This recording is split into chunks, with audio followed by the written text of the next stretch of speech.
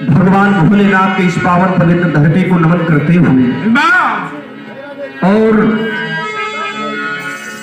कवि कुलभूषण परम पूजनीय स्वर्गीय चंद्रिका गुरु जी और विरहा के भगवान परम पूजनीय स्वर्गीय रामदेव यादव गुरु जी और विरहा का उगता हुआ सितारा जो हमेशा हमेशा के लिए उगता हुआ सूरज जो हमेशा हमेशा के लिए अस्त हो गया।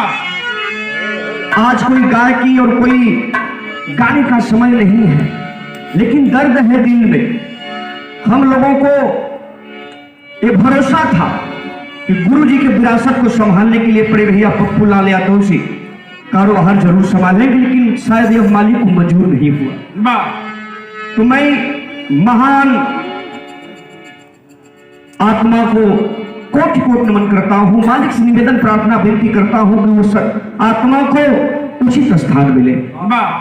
और मंच पर मंचासीन हमारे कवि हृदयगढ़ और हमारे गायक बंधु सामने बैठे हुए विरहा के सम्राट आदरणीय परम श्रद्धेय बियालाल यादव जी और गुरु जी प्यारेलाल यादव गुरु जी, राम जन्म जाबाज टोपी वाले गुरु जी, रामचरण वियोगी कवि जी, मैं सभी लोगों का करंट मैटर विरहा गायक रमेश यादव, ग्राम परीक्षा पोस्ट जखनिया, जिला गाजीपुर, सभी लोगों का एक स्वर में नमन करते हैं। लेकिन कहना है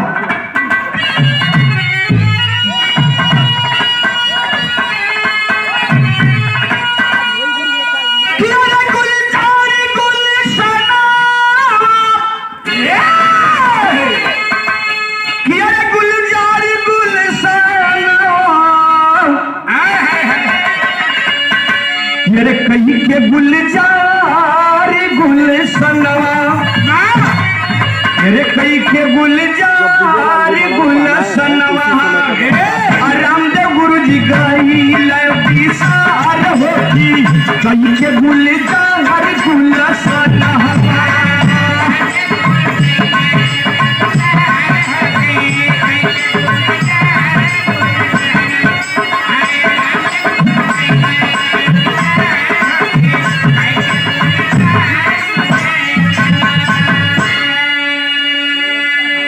बहुत सारे रुपया दे करके आशीर्वाद के रूप में और ये सम्मान है आदरणीय विरहा के सम्राट बियालाल यादव जी।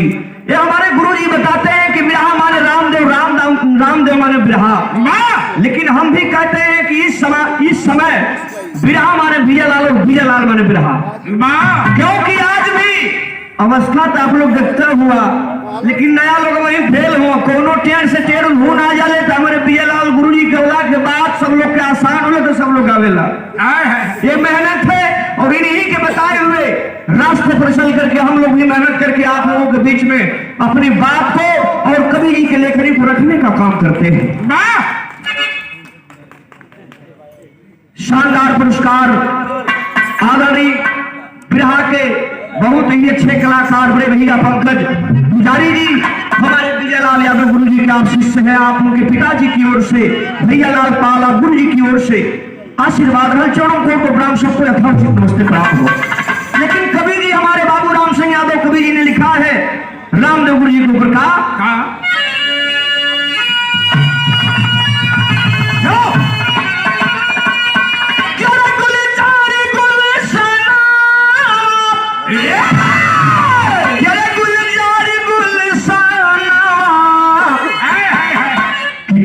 गुलजार गुलशनवा, तेरे कई के गुलजार गुल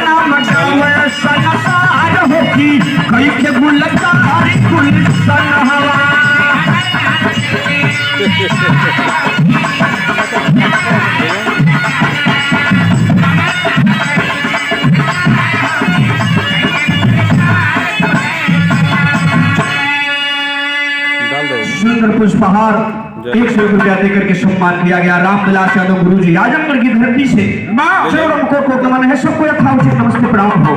लेकिन अगली कड़ी में कवि जी लिखलन का लिखलन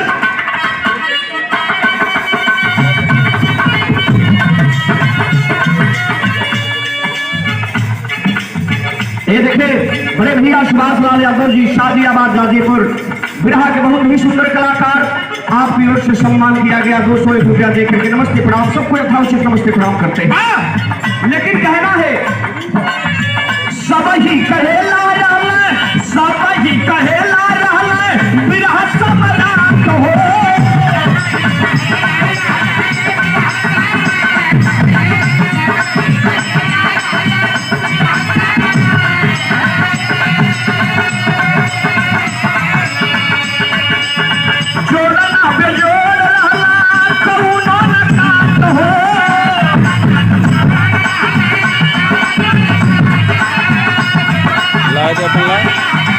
बंद कर राजा राजा ये अपन ला